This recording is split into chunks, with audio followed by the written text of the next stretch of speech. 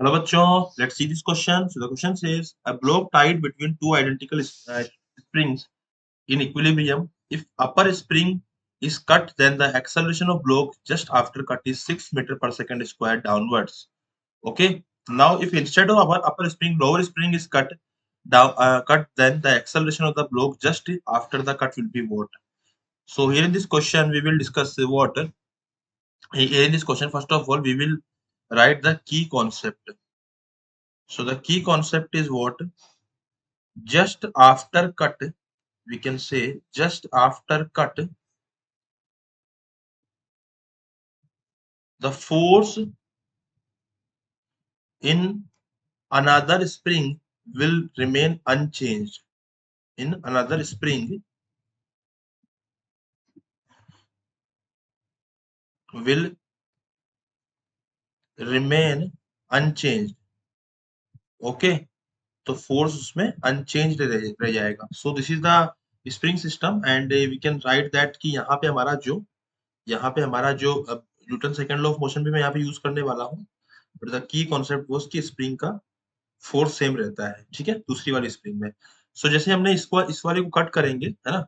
If the upper spring is cut, then the acceleration of the block just after the cut is 6 metre पर second square. It means कि जैसे इसको हम cut करेंगे तो ये यहाँ पे क्या हो रहा था, देखो यहाँ पे हमारे पास में इस पर्टिकुलर क्वेश्चन में पहले क्या था, हम ये बोल सकते हैं कि इस पर्टिकुलर क्वेश्चन में पहले यहाँ पे mg होगा. ठीक है, तो मैं डायग्राम दोबारा बना लेता हूँ यहाँ पे. तो ये मेरे पास में स्प्रिंग थी और ये मेरे पास में एक और स्प्रिंग थी एंड यहाँ पे एक फोर्स लग रहा होगा mg एंड अगर ये नीचे खींचेगा तो ऊपर की तरफ लगेगा kx1 और ये ऊपर की तरफ लगाएगा kx2. ओके, जैसे ही मैं इसको कट करूंगा तो इससे भी ये सिस्टम रह जाएगा एंड इस सिस्टम पे नीचे की तरफ लगेगा एक mg फोर्स और एक ऊपर लग रहा होगा kx2, क्योंकि ये kx2 में कुछ भी बदलाव नहीं होने वाला है. तो वी कैन से दैट कि अगर इसका एक्सेलरेशन डाउनवर्ड है, इट मींस कि mg minus kx2 this is equal to m into 6.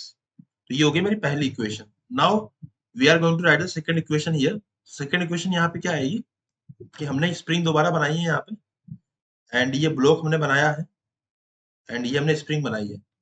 Now हमने इस वाली स्प्रिंग को कट कर दिया तो सिर्फ ऊपर वाला फोर्स रह जाएगा विच इज kx1, नीचे mg लगेगा. तो अब हमें देखना है कि फोर्स कहाँ लगेगा. तो हमने ऐसा मान लिया कि जो हमारा जैसे इसको कट करा तो फोर्स ऊपर की तरफ लगा तो kx1 माइनस मैं इसको mg कर दूंगा and this should be equal to mass into acceleration a. Okay, ये हमको निकालना है. अब यहाँ से हम लोग इक्विलिब्रियम कंडीशन क्या थी, इक्विलिब्रियम कंडीशन थी कि kx1 plus kx2 this was equal to mg. ये हमारा mg के इक्वल था.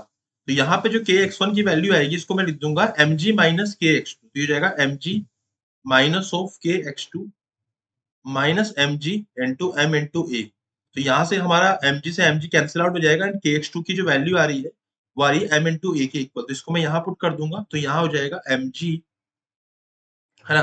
जो kx2 की वैल्यू आ रही है ma की इक्वल आ रही है तो माइनस kx2 की जगह मैं ma लिख दूंगा and this will be equal to m into 6. तो यहाँ से मेरा जो ma की जो वैल्यू आएगी वो आएगी m into 6 minus 10 which is m से m कैंसिल आउट हो जाएगा, a की वैल्यू आएगी -4. तो हमने कहा माना था एक्सेलरेशन, हमने अपवर्ड माना था. अब नेगेटिव आने का मतलब डाउनवर्ड आएगा. तो ऑप्शन नंबर 1 4 मीटर पर second square downward. I final answer is option number 1. I hope you understood it well. Best of luck.